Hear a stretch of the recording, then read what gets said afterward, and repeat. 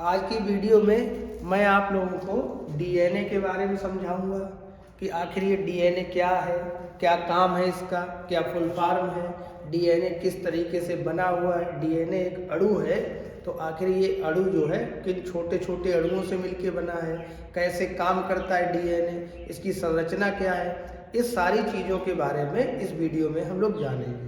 तो सबसे पहले ये समझिए कि जो डीएनए है उसका पूर्ण रूप क्या है, यानी इसकी फुल फॉर्म क्या है। तो डीएनए को हम लोग डीऑक्सीराइबोन्यूक्लिक एसिड यानी डीऑक्सीराइबोन्यूक्लिक अम्ल के रूप में जानते हैं। इंग्लिश में कहेंगे तो डीऑक्सीराइबोन्यूक्लिक एसिड और हिंदी में कहेंगे तो डीऑक्सीराइबोन्यूक्लिक अम्ल कह देंगे। ये नाम तो हिंदी में भी यही रहेगा, एसिड के बदले अम्ल शब्द यूज कर देंगे हिंदी में। ठीक, अब ये समझिए कि जो डीएनए है वो एक आनुवंशिक पदार्थ माना जाता है, यानी जेनेटिक मटेरियल माना जाता है। तो ऐसा क्यों है और किसमें आनुवंशिक पदार्थ है?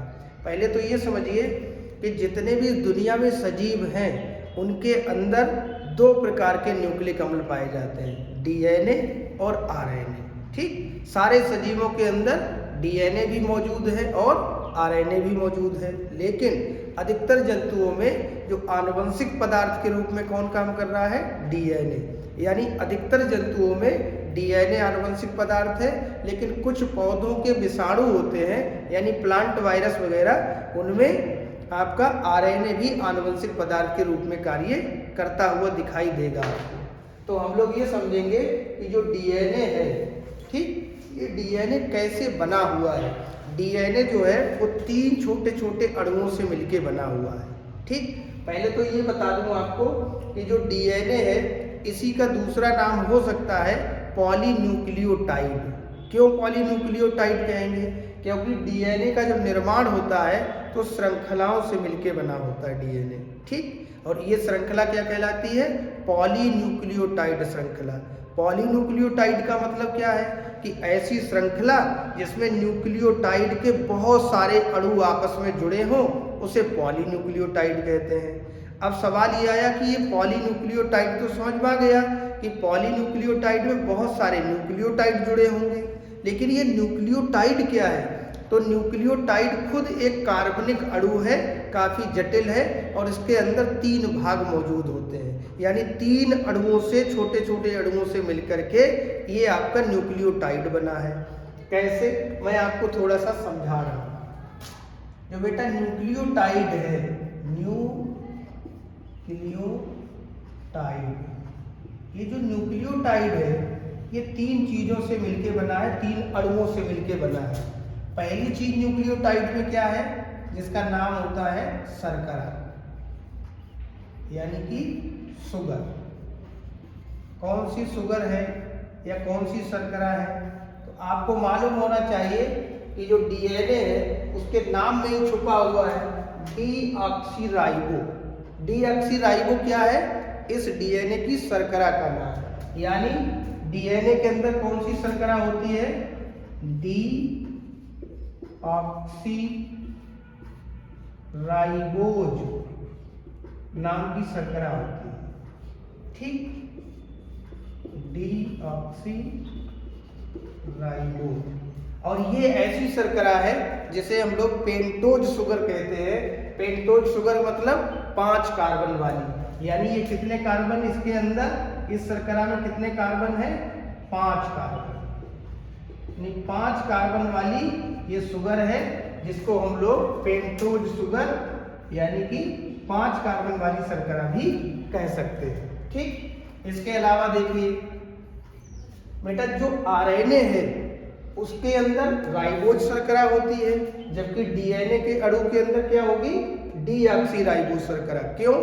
क्योंकि राइबोज के अंदर जितनी जो राइबोज की संरचना है वही डीऑक्सीराइबोज की संरचना है। बस एक अंतर है कि राइबोज में जहां पर ऑक्सीजन जुड़ा हुआ है इसमें वहां से ऑक्सीजन हट गया, यानी कि जहां पर OH ग्रुप जुड़ा हुआ है वहां पर, यहाँ राइबोज की संरचना जब बनाएंगे तो वहां पर हम OH ग्रुप जोड़ेंगे, कहां पर? दूसरे कार्बन पर। लेकिन डीऑक्सीराइबोज की बात करेंगे अर्थात डीएनए के शुगर की बात करेंगे तो हम दूसरे कार्बन से उसे रिप्लेस कर देंगे, दूसरे कार्बन से OH ग्रुप को हटा देंगे और उसकी जगह पे हाइड्रोजन आ जाएगा। मतलब राइबोज की जो संरचना है उसमें कार्बन नंबर 2 पर OH ग्रुप लगा होता है, जबकि डीऑक्सी राइबोज की संरचना में आप राइबोज की संरचना याद कर लीजिए, उसमें दूसरे नंबर का जो कार्बन है उससे OH हटा दीजिए, वहां पर H लगा दीजिए, आपकी डीऑक्सी राइबोज की संरचना बन जाएगी। ठीक, बात समझ में आ गई होगी। इसका मतलब क्या हुआ कि इसमें डीऑक्सी राइबोज शर्करा में और राइबोज शर्करा में क्या अंतर है कि यहाँ पर एक ऑक्सीजन का अणु कम है और राइबोज में इससे एक ऑक्सीजन का अणु ज्यादा है। ठीक, अणु गलत बोल दिया मैंने, परमाणु बोले।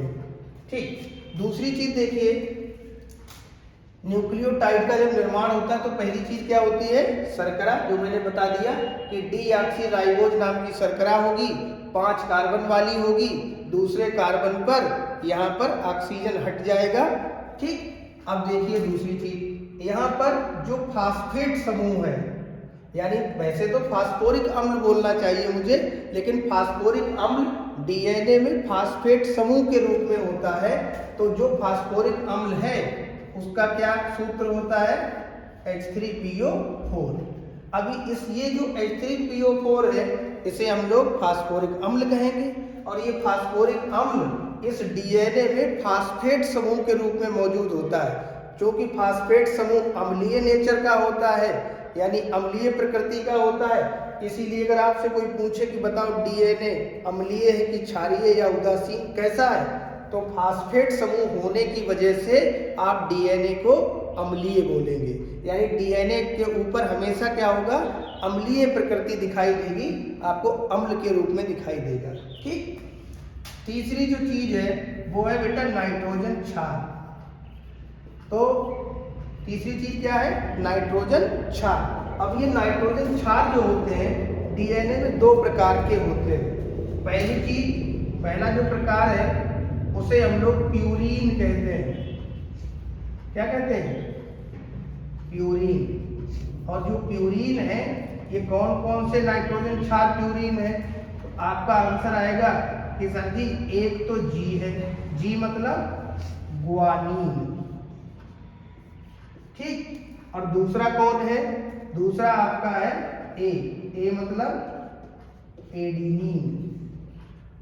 तो डीएनए में 2 नाइट्रोजन क्षार ऐसे हैं, ग्वानीन और एडिनिन, जिन्हें आप लोग प्यूरीन मानते हो। और दूसरी जो चीज है, दूसरा प्रकार है, उसका नाम है पिरिमिडीन।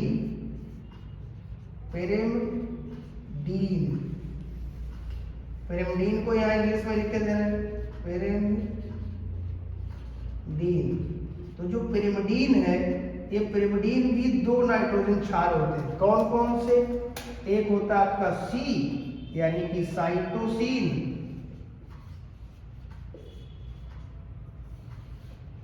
सी मतलब साइटोसिन। ठीक, और यहाँ एक लिख दो कौन, टी, टी मतलब थाइमीन। क्या पता चला आपको कि डीएनए का जो न्यूक्लियोटाइड है वो न्यूक्लियोटाइड 3 अणुओं से मिलकर बना है। पहला अणु है हमारा शर्करा का, जो हमारी एक पेंटोज शुगर है, यानी 5 कार्बन वाली शुगर है, और इसका नाम है डीऑक्सी राइबोज शर्करा। ठीक, दूसरी चीज है हमारा फास्फोरिक अम्ल, जो फास्फेट समूह के रूप में डीएनए में मौजूद होता है। ये हमारा कौन है, फास्फोरिक अम्ल। तो ये फास्फोरिक अम्ल किस रूप में मौजूद होता है, फास्फेट समूह यानी फास्फेट ग्रुप के रूप में, इसीलिए डीएनए का अणु हमेशा कैसा होगा, अम्लीय होगा। तीसरी जो चीज है उसका नाम है नाइट्रोजन क्षार, और ये नाइट्रोजन क्षार 2 प्रकार के होते हैं, 2 प्यूरीन होते हैं और 2 पिरिमिडीन होते हैं। जो प्यूरीन है वो फिक्स है, कौन कौन से, एक ग्वानीन है और दूसरा एडिनिन है। ग्वानीन का नाम लंबा है इसीलिए जी से रिप्रेजेंट कर लेते हैं, एडिनिन को इतनी लंबी स्पेलिंग याद नहीं करते बल्कि ए से रिप्रेजेंट कर लेते हैं, रिप्रेजेंट मतलब प्रदर्शित करना। और पिरिमिडीन जो है वो भी 2 प्रकार के होते हैं, कौन कौन, यानी जो पिरिमिडीन है वो भी 2 हैं, कौन कौन से, एक सी है यानी साइटोसिन और एक टी है यानी थाइमिन। तो हम लोग जी और ए को यानी ग्वानिन और एडेनिन को प्यूरिन मानते हैं और सी और टी को क्या मानते हैं, पिरिमिडीन। यानी नाइट्रोजन क्षार दो प्रकार के होते हैं डीएनए के, जो दो प्यूरिन है और दो पिरिमिडीन है। अब बात समझिए जरा, जब एक शर्करा का अणु, एक फास्फोरिक अम्ल का अणु और एक नाइट्रोजन क्षार का पूरा समूह, ये तीनों चीजें जब इकट्ठी हो जाती हैं तो तीनों के मिलने से क्या बन जाता है, न्यूक्लियोटाइड। यानी एक न्यूक्लियोटाइड के अणु में ये तीनों प्रकार के अणु जब जुड़ जाते हैं तो एक न्यूक्लियोटाइड बनता है। अब ऐसे न्यूक्लियोटाइड के लाखों अणु आपस में जब जुड़ जाते हैं तो एक लंबी श्रृंखला बनती है जिसे कहते हैं पॉलीन्यूक्लियोटाइड।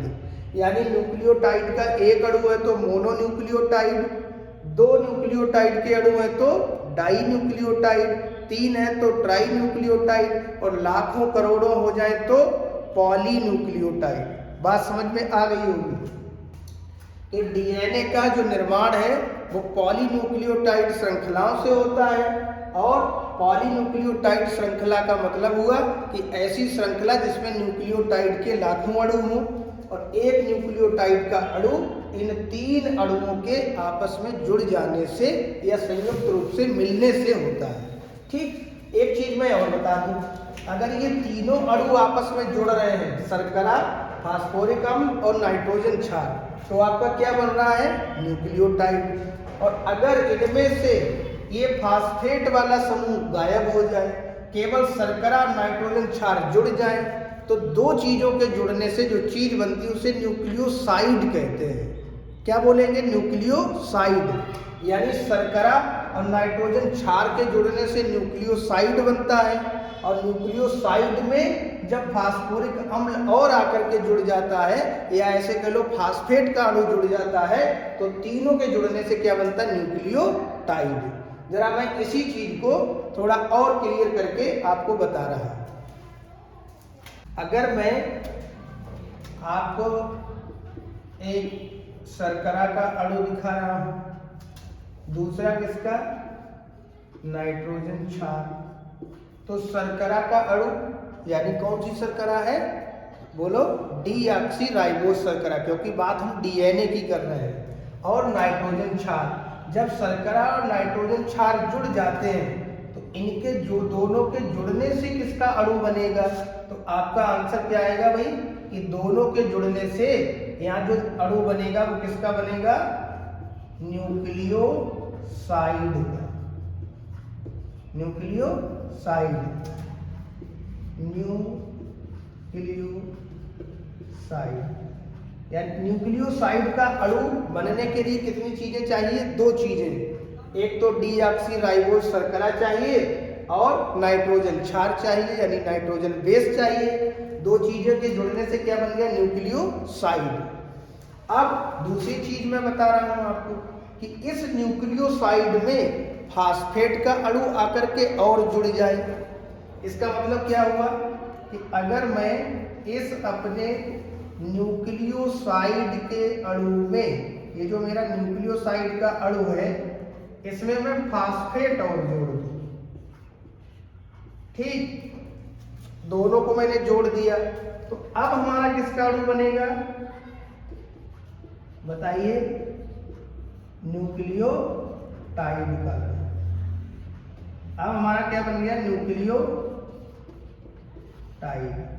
मतलब न्यूक्लियोटाइड का अणु इतना जटिल है कि उसमें तीन चीजें हैं, शर्करा भी है, नाइट्रोजन क्षार भी है और फास्फेट भी है। ऐसे कह लीजिए तो भी वही बात है, और ऐसे ना बोलो तो आप ये कह सकते हो कि न्यूक्लियोसाइड और फास्फेट के जुड़ने से न्यूक्लियोटाइड बनता है। मैं इसी वाली बात को जरा यहाँ और तरीके से लिख रहा हूँ। भाई आप मुझे बताओ, न्यूक्लियोसाइड यहाँ मेरा लिखा हुआ है, लिखा है ना, इस न्यूक्लियोसाइड की पूरी की कितनी वैल्यू है, न्यूक्लियोसाइड की वैल्यू क्या है, शर्करा नाइट्रोजन क्षार। तो मैं यहाँ न्यूक्लियोसाइड के बदले शर्करा नाइट्रोजन क्षार तो लिख सकता हूँ, तो मैं लिख रहा हूँ कि भाई शर्करा है यानी शुगर है और हमारा नाइट्रोजन क्षार है। बात समझ में आ रही है? इस पूरे के बदले, न्यूक्लियोसाइड के बदले मैं इतनी चीज लिख रहा हूँ, क्योंकि न्यूक्लियोसाइड कब बना? जब शर्करा नाइट्रोजन क्षार जुड़े। तो इन दोनों के जुड़ने से ये बन रहा है। इसका मतलब इसकी जगह पर, न्यूक्लियोसाइड की जगह पर मैं ये पूरी चीज लिख रहा हूँ। बात समझ में आ गई? और इसके आगे क्या लिखा हुआ है? फास्फेट लिखा हुआ है। तो ये मैंने अपना फास्फेट लिख दिया। तो इसका क्या आंसर आएगा? भाई मैंने फास्फेट को फास्फेट लिख दिया और न्यूक्लियोसाइड के बदले अपना क्या कर दिया? न्यूक्लियोसाइड की वैल्यू उठा के रख दी। तो मेरी ये तीन चीजें जुड़ गई। तीनों चीजों के जुड़ने से क्या बन रहा है? न्यूक्लियोटाइड बन रहा है, नहीं बन रहा है। इसका मतलब क्या हुआ कि न्यूक्लियोटाइड का निर्माण हम ऐसे कह लें कि न्यूक्लियोसाइड और फास्फेट के अणु के जुड़ने से होता है, तो भी हमारी बात सही है। और अगर मैं कह दूं शर्करा, नाइट्रोजन क्षार और फास्फेट तीनों के अणु आपस में जुड़ करके न्यूक्लियोटाइड का एक अणु बनाते हैं, तो भी हमारी बात बिल्कुल सही होगी।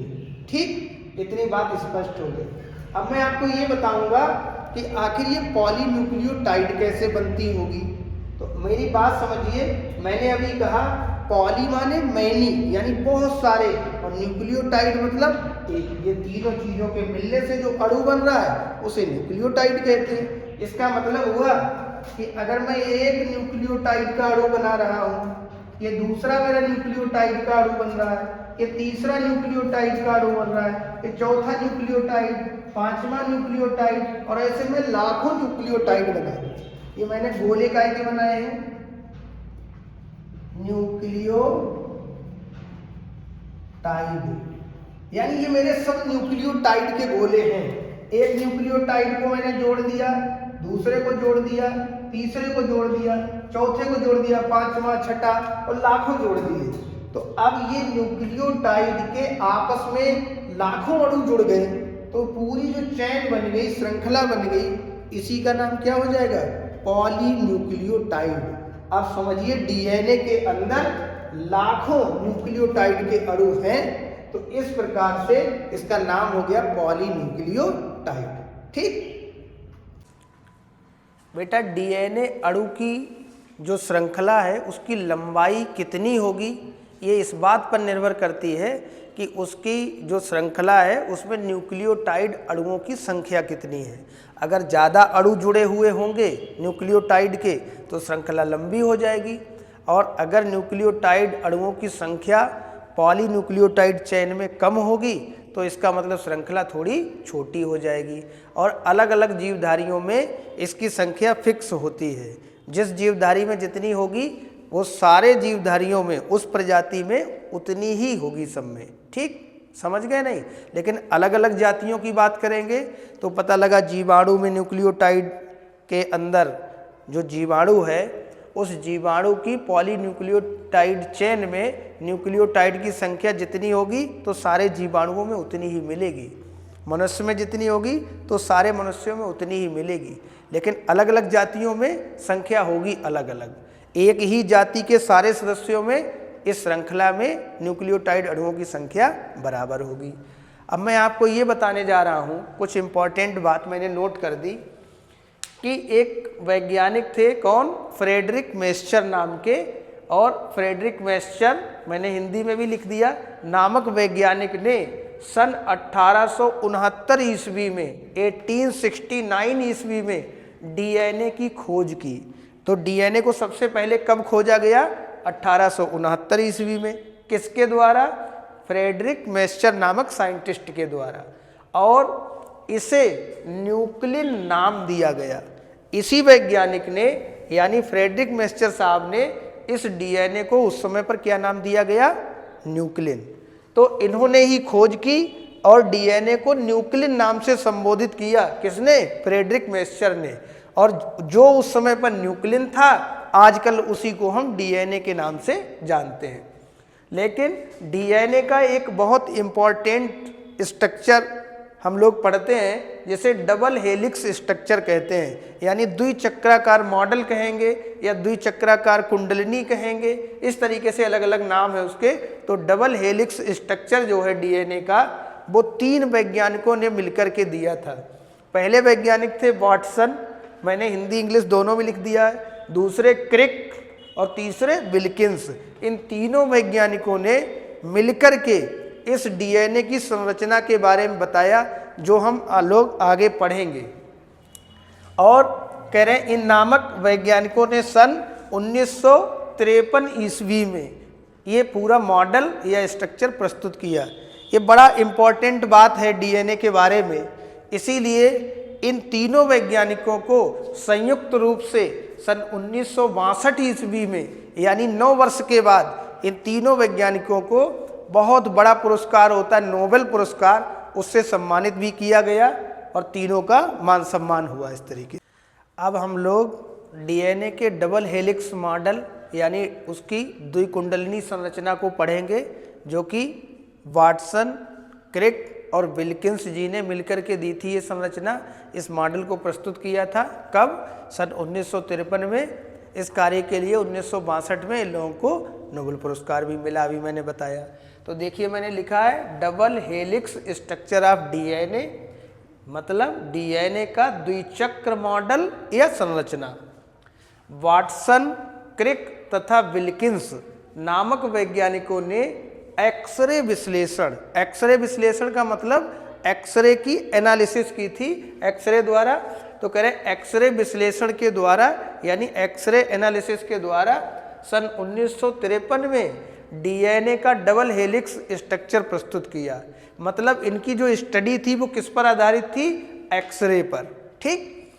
और इस कार्य के लिए इन्हें सन 1962 ईस्वी में नोबेल पुरस्कार भी प्रदान किया गया। तीनों लोगों को, तीनों वैज्ञानिकों को नोबेल पुरस्कार दिया गया था। डीएनए के डबल हेलिक्स स्ट्रक्चर की मुख्य विशेषताएं निम्न हैं। मैंने यहाँ पर 2 विशेषताएं लिखी हैं, बाकी और मैं समझाए दे रहा हूँ।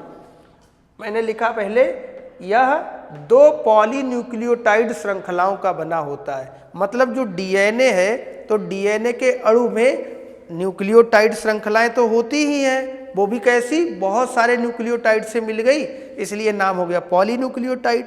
आखिर ये पॉलीन्यूक्लियोटाइड की कितनी श्रृंखलाएं हैं? तो स्पष्ट लिख दिया कि ये 2 पॉलीन्यूक्लियोटाइड श्रृंखलाओं का बना होता है। मतलब डीएनए के अंदर पॉलीन्यूक्लियोटाइड की कितनी श्रृंखलाएं हैं? 2, जिसका आधार शर्करा फास्फेट का बना होता है। मतलब जो श्रृंखला है वो किससे मिलके बनी है? फास्फेट के अणु और शर्करा के अणु से।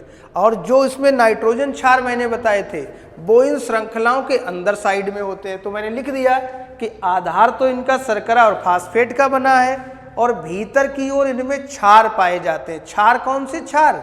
वही नाइट्रोजन क्षार जो प्यूरिन और पिरिमिडीन अभी बताए थे। दूसरा पॉइंट लिखा, दोनों श्रृंखलाएं एक दूसरे के विपरीत होती हैं और समांतर होती हैं। कैसे समांतर हैं, विपरीत हैं?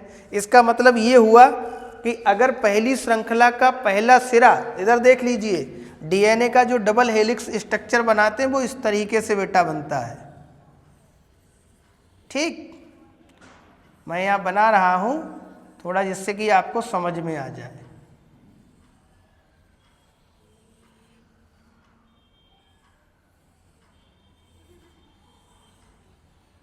ये मैंने बनाया।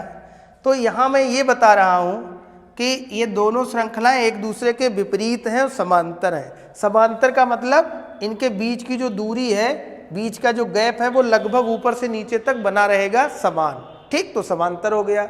विपरीत कैसे? पहली जो श्रृंखला है इसका पहला सिरा बेटा 5 प्राइम होता है। पहला सिरा क्या है? 5 प्राइम। तो इसका आखिरी सिरा कहाँ पहुँचा? ये, इसे हम लोग 3 प्राइम कहते हैं। तो पहली डीएनए में 2 पॉलीन्यूक्लियोटाइड की श्रृंखलाएं हैं। पहली श्रृंखला ये हो गई और दूसरी श्रृंखला ये हो गई। इन श्रृंखलाओं का नाम क्या है? पॉलीन्यूक्लियोटाइड की श्रृंखला। तो पॉलीन्यूक्लियोटाइड की 2 श्रृंखलाएं हो गई। पहली पॉलीन्यूक्लियोटाइड श्रृंखला का पहला सिरा 5 प्राइम है और दूसरा सिरा 3 प्राइम।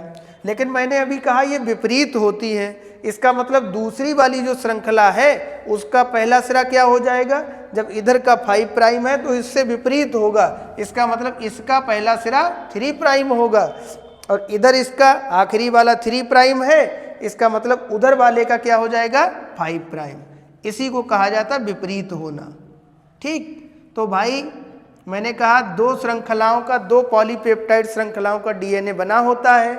ठीक, और जिसमें इनका जो आधार है यानी जो पूरी रस्सी जैसी बनी है, रज्जुक बना है, ये किससे मिलके बना है, शर्करा और फास्फेट से, और इसमें नाइट्रोजन क्षार किधर है, अंदर साइड की ओर। ठीक, दूसरी बात, दोनों श्रृंखलाएं एक दूसरे से कैसी हैं, विपरीत हैं और समांतर है, यानी पहली श्रृंखला का पहला सिरा 5 प्राइम और दूसरा सिरा 3 प्राइम कहलाता है। इसी प्रकार दूसरी श्रृंखला का पहला सिरा 3 प्राइम और दूसरा सिरा 5 प्राइम कहलाता है।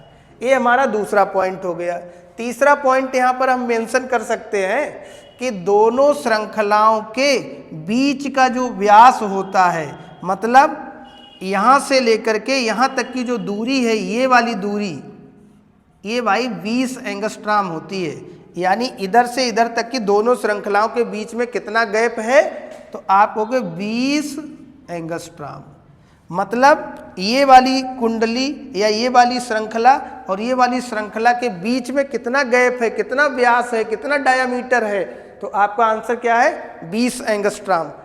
कुछ लोग एंगस्ट्राम नहीं समझते होंगे, एंगस्ट्राम दूरी का मात्रक है, जब बहुत छोटी दूरी को नापते हैं तो एंगस्ट्राम का यूज कर लेते हैं। एक एंगस्ट्राम में 10⁻⁻10 मीटर होता है। एक एंगस्ट्राम बराबर कितना, एक एंगस्ट्राम की अगर वैल्यू पूछें तो एक एंगस्ट्राम बराबर 10⁻⁻10 मीटर होता है। ऐसा फिजिक्स में खूब पढ़ने को मिलता है, बायो में भी पढ़ने को मिलता है। ठीक, तो एक एंगस्ट्राम की वैल्यू कितनी हो गई 10⁻⁻10 मीटर। अगर कोई माइक्रोन पूछे तो एक माइक्रोन में 10⁻⁻6 मीटर होता है। अगर कोई नैनोमीटर पूछे तो एक नैनोमीटर बराबर 10⁻�9 मीटर होता है। अगर कोई पिकोमीटर पूछे तो एक पिकोमीटर बराबर 10⁻12 मीटर होता है। ठीक, ये 4 याद कर लीजिए। बहुत पहली बात तो एंगस्ट्राम माइक्रोन से ही काम चलेगा, नैनोमीटर भी थोड़ा जरूरी है, पिको वाला तो बहुत रेयर पूछा जाता है, लेकिन मैंने बता दिया। तो दोनों कुंडलिनियों के बीच का व्यास कितना होता है 20 एंगस्ट्राम। अब जरा ये समझिए कि यहाँ पर जैसे ये जो कुंडली चली है, श्रृंखला चली है, यहाँ से लेकर के और यहाँ तक अगर मैं देखूँ, यहाँ से चली ऐसे जाकर के यू जैसा बन रहा है ना, तो एक मोड़ होती है ये। इस पूरी इतनी दूरी को हम लोग एक मोड़ कहते हैं। यहाँ से घूमा है ऐसे आकर के फिर इसी सीध में आ गया, तो ऐसे करके जो एक यू जैसा बन रहा है, समझ में आ रहा है, यहाँ से चला है ऐसे करके फिर इसी सीध में आ गया, तो इतनी चीज को हम लोग एक क्या कहते हैं, इसके 3 नाम हो सकते हैं अच्छे वाले। इसे हम लोग लूप कह लें तो भी ठीक है, इसे हम लोग पिच कह लें तो भी ठीक है, इसे हम लोग मोड़ कह लें तो भी सही है। यानी एक मोड़ कहिए या एक लूप कहिए या एक पिच कहिए। ठीक, तो जो एक घूमा हुआ जहाँ से है, ये पूरा जो है एक मोड़, इतने की लंबाई जो होती है वो होती है 34 एंगस्ट्राम। यानी डीएनए की दोनों श्रृंखलाएं एक दूसरे में कुंडलित हैं, तो एक जो घूम है, एक जो मोड़ है, एक जो पिच है, उसकी लंबाई कितनी है 34 एंगस्ट्राम। और एक मोड़ में या एक पिच में ये अंदर नाइट्रोजन क्षार के जोड़े पाए जाते हैं, तो एक मोड़ में नाइट्रोजन क्षार के 10 जोड़े होते हैं बेटा। कितने जोड़े 10 जोड़े।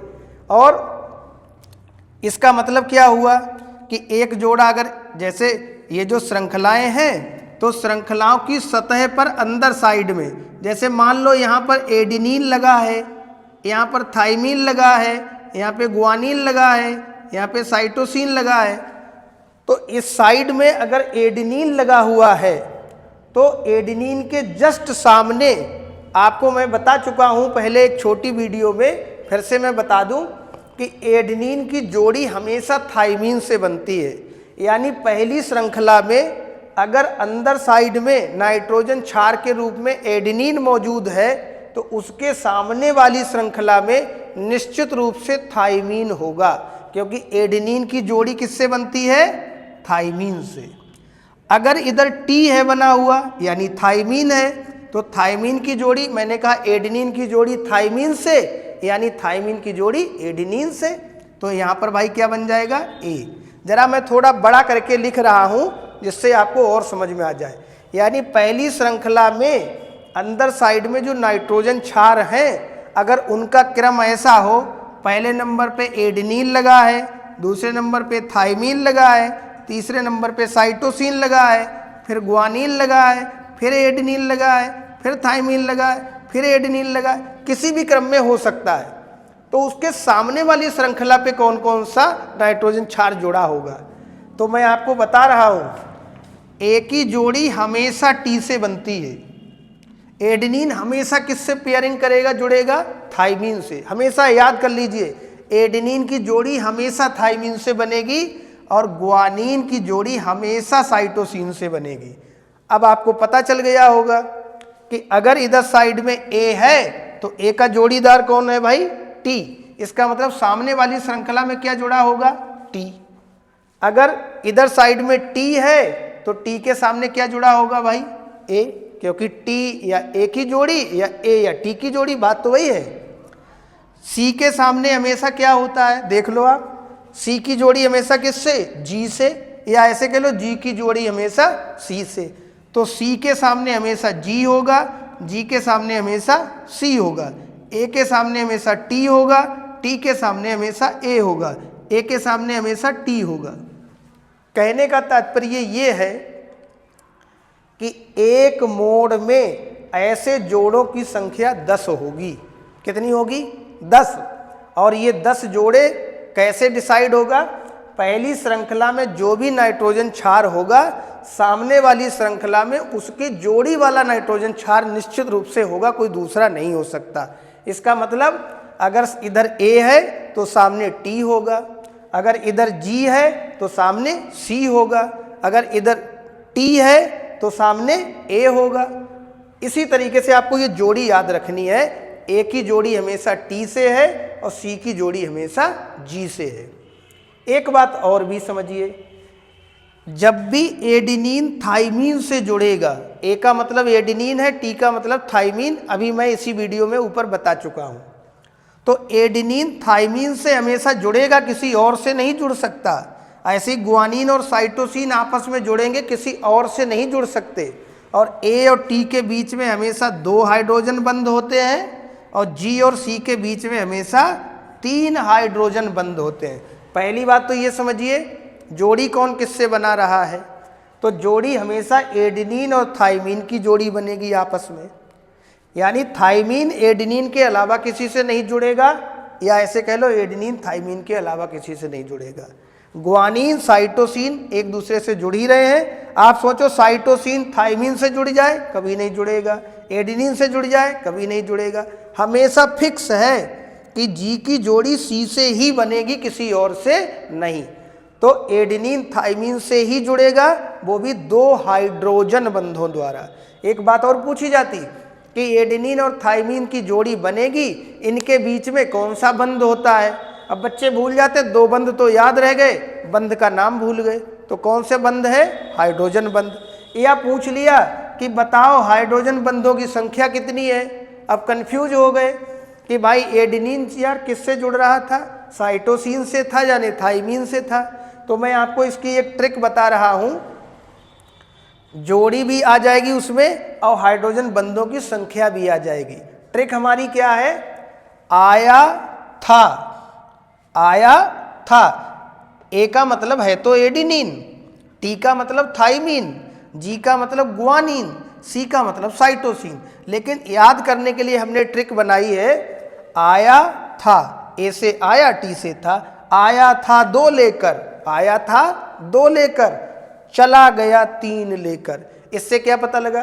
पहली लाइन हमारी हो गई आया था 2 लेकर। इससे हमें ध्यान आएगा कि ए आया था दो लेकर, इसका मतलब एडेनिन की जोड़ी थाइमीन से आया था दो लेकर, चला गया तीन लेकर, इसका मतलब एडेनिन की जोड़ी टी से बनेगी, दो हाइड्रोजन बंध इनके बीच रहेंगे। ग्वानिन की जोड़ी हमेशा सी से बनेगी यानी साइटोसिन से, और इनके बीच में तीन हाइड्रोजन बंध रहेंगे। ऐसा हमें अपनी ट्रिक से याद आ जाएगा। बार बार बोलिए, आया था दो लेकर चला गया तीन लेकर, आया था दो लेकर चला गया तीन लेकर, आपको याद हो जाएगा। अब एक कॉमन सेंस की बात बताइए, एक मोड़ की लंबाई 34 एंगस्ट्राम है, एक मोड़ में नाइट्रोजन क्षार के जोड़ों की संख्या भी मैंने बताई 10 होती है। एक मोड़ में ऐसे नाइट्रोजन क्षार कितने होंगे? 10 जोड़ी होगी। नाइट्रोजन क्षार के जोड़ों की संख्या कितनी? 10। तो बताइए, एक नाइट्रोजन क्षार का जो जोड़ा है उसके पड़ोसी नाइट्रोजन क्षार के जोड़े के बीच की दूरी कितनी होगी? फिर से समझिए, एक मोड़ की लंबाई कितनी है? 34 एंगस्ट्राम। एक मोड़ में नाइट्रोजन क्षार के जोड़े कितने हैं? 10। तो एक जोड़े से दूसरे जोड़े के बीच की दूरी कितनी होगी? बता सकते हैं? क्या करोगे? इस 34 एंगस्ट्राम को 10 से भाग कर दीजिए, आपको पता लग जाएगा। अभी मैं आपसे कह दूं कि एक 80 मीटर लंबी लाइन है, उसमें 10 बच्चे बैठे हैं बराबर बराबर दूरी पर, तो बताइए एक बच्चे से दूसरे बच्चे के बीच की दूरी कितनी होगी? क्या करोगे आप? उस 80 मीटर को 10 बच्चों की संख्या कितनी है? 10, यानी 80 को 10 से भाग कर दीजिए, आंसर आ जाएगा 8 मीटर। कैसे निकाला? पूरी कुल दूरी को कुल बच्चों की संख्या से डिवाइड करने से। इसका मतलब हुआ कि 34 एंगस्ट्राम को मैं 10 से भाग दे दूं तो कितना आंसर आ जाएगा? 3.4 एंगस्ट्राम। इसका मतलब हुआ कि अगर एडेनिन थाइमीन ऊपर लगा है, नीचे थाइमीन एडेनिन है, तो मैं पूछूं ये वाली जोड़ी और इस जोड़ी के बीच की दूरी कितनी है, तो आपका आंसर आ जाएगा 3.4 एंगस्ट्राम। क्यों? क्योंकि एक जोड़ी, एक मोड़ में 10 नाइट्रोजन क्षार के जोड़े होते हैं और पूरी की लंबाई मुझे ज्ञात है 34 एंगस्ट्राम होती है। जब पूरी 34 एंगस्ट्राम है, समान समान दूरी पर 10 जोड़े रखे हैं, इसका मतलब लगातार दो जोड़ों के बीच की दूरी 3.4 एंगस्ट्राम हो गई। बात समझ में आ गई? तो ये बात भी समझ में आ गई आपको कि दोनों श्रृंखला एक दूसरे के विपरीत है, समांतर है। पहली का पहला सिरा 5 प्राइम, दूसरा सिरा 3 प्राइम, सामने वाले का पहला सिरा 3 प्राइम, दूसरा सिरा 5 प्राइम हो गया। दोनों श्रृंखलाओं के बीच की दूरी 20 एंगस्ट्राम, एक मोड़ की लंबाई 34 एंगस्ट्राम, एक मोड़ में नाइट्रोजन क्षार के जोड़ों की संख्या 10 जोड़ी, लगातार दो नाइट्रोजन क्षार के जोड़ों के बीच में कितनी दूरी? 3.4 एंगस्ट्राम। एक एंगस्ट्राम में कितने मीटर? 10⁻⁻10 मीटर। ठीक। पहली श्रृंखला में जो भी नाइट्रोजन क्षार होगा उसके सामने वाली श्रृंखला में उसका जोड़ीदार यानी उसका पूरक नाइट्रोजन क्षार ही होगा, कोई और नहीं हो सकता। यानी एडेनिन के सामने हमेशा थाइमीन पाया जाएगा, ग्वानिन के सामने हमेशा साइटोसिन पाया जाएगा, ऐसे ही साइटोसिन के सामने ग्वानिन होगा और थाइमीन के सामने एडेनिन होगा, और किसी से जोड़ी नहीं बन सकती। जोड़ी बनाने का और हाइड्रोजन बंधों को याद करने का हमने आपको ट्रिक बता दी थी। क्या? आया था 2 लेकर, चला गया 3 लेकर। इतनी बात के बाद अभी और बात बची है। क्या? जो एक श्रृंखला है, मैंने अभी कहा कि जो श्रृंखलाएं हैं तो श्रृंखला का आधार किससे मिलके बना है? बोलो किससे मिलके बना है? शर्करा और फास्फेट से। तो आखिर ये शर्करा और फास्फेट भी तो आपस में जुड़े होंगे, नहीं जुड़े होंगे? भाई शर्करा अलग अणु है, फास्फेट अलग अणु है, तो शर्करा और फास्फेट के अणु जो जुड़ते हैं उनके बीच में जो बंध बनता है बहुत इंपॉर्टेंट है, इसे फास्फोडाइएस्टर बंध कहते हैं। बहुत इंपॉर्टेंट, नोट कर लीजिए, फास्फोडाइएस्टर